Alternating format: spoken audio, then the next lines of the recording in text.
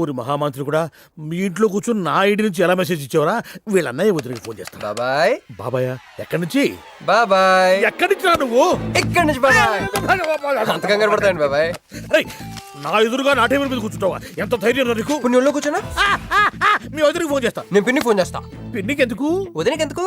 మా ఆఫీస్కి వచ్చి మీనుతో లవ్గే వాడుతున్నావు చెప్తా. నువ్వు బలకింత పెన్సిల్ గేమ్ ఆడుతున్నావు నేను చెప్తా. అబ్బా, ఎక్కడో లైన్ తప్పావురా నువ్వు. ఆ రోజున ఆ అమ్మాయి ఇక్కడ కూర్చొని వెతికింది పెన్సిలేనమ్మా. ఆ విషయం ఆ పెన్సిల్ అమ్మాయితో చెప్పించమ్మా. ఇదిగో వస్తుందిగా, చెప్పిస్తాను.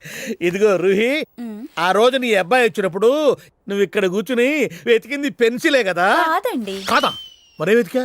ఆ అబ్బాయి ముందు ఎలా చెప్పమంటారు? ఏయ్, ఏం మాట్లాడుతున్నావు? కాపురాల పోతాయి తెలుసా? సాక్షిని భయపెట్టకూడదు. నువ్వు మాత్రం కొత్త మీద పెన్సిల్ పెట్టి చెప్పించచ్చు. ఏ పెన్సిల్ పిన్ని గారి నెంబర్ ఉందా నీ దగ్గర? సార్ ఫోన్ లో డెవిల్ అని ఫీడ్ చేసి ఉంటుంది. డెవిలా? ఇది కూడా చెప్తా. ఇది మాత్రం కరెక్ట్ గా పట్టుకుంటావు. పోయి కండి. హలో డెవిల్ గారు ఉన్నారండి? డెవిలా ఇంకా నయం. ఒరేయ్, నీకు దండం పెడతానరా. ఇప్పుడు ఈ క్షుద్ర ప్రయోగం నా మీద ఎందుకు చేశావో చెప్పి ఆ క్రమంలోనే నేనేం చెయ్యాలో కూడా చెప్పవా? ఓహో, సింతేనా?